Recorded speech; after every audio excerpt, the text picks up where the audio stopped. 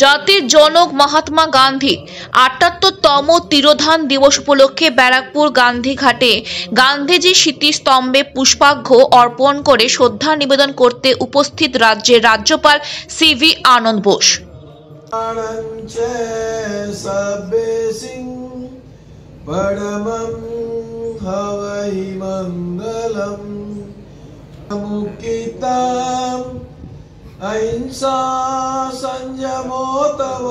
This is a day of days, and the whole nation gives its homage and salutations to the great Mahatma. This day should teach us that the teachings of Mahatma Gandhi are relevant for all times. As I say, Caesar the dead is mightier than Caesar the alive. Gandhi is stronger after his death. We are all inspired by him. We are indebted to Father of the nation. Thank you.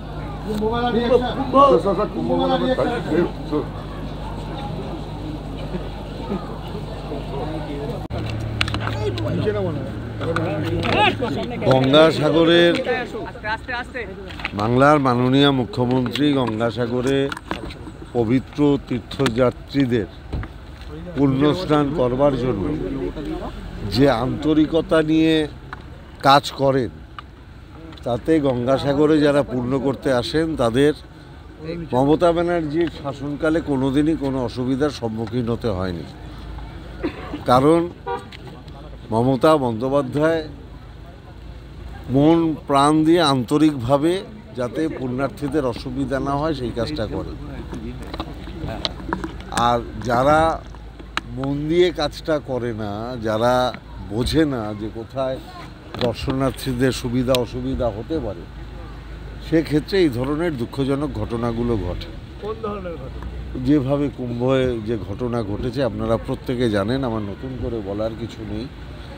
ধর্ম পালন করতে গিয়ে যদি মানুষকে মৃত্যুবরণ করতে হয়, তাহলে বোঝা যায় যে সেই জায়গাকার অ্যারেঞ্জমেন্ট ঠিক নেই। কতজন মারা গেছে এই রাজ্যে সেটা এখনো টোটাল হিসেব এখনো এসে পৌঁছয়নি। সেটা নবান্নে আসছে এবং নবান্ন থেকেই ওটা ক্ল্যারিফাই করা হবে। কিন্তু প্রচুর মানুষ তো বাংলা থেকে যান কুম্ভে। নিরাপত্তার অভাব ছিল, ম্যানেজমেন্টের অভাব ছিল এবং পরিকল্পনার অভাব ছিল। উত্তরপ্রদেশের সরকার যোগী আদিত্যনাথ এবং ভারতবর্ষের প্রধানমন্ত্রীকে আমি বিনীতভাবে অনুরোধ করব, মুখে ধর্মের কথা না বলে ধর্মীয় মানুষেরা যাতে ধর্ম ঠিকঠাক পালন করতে পারেন তার ব্যবস্থা।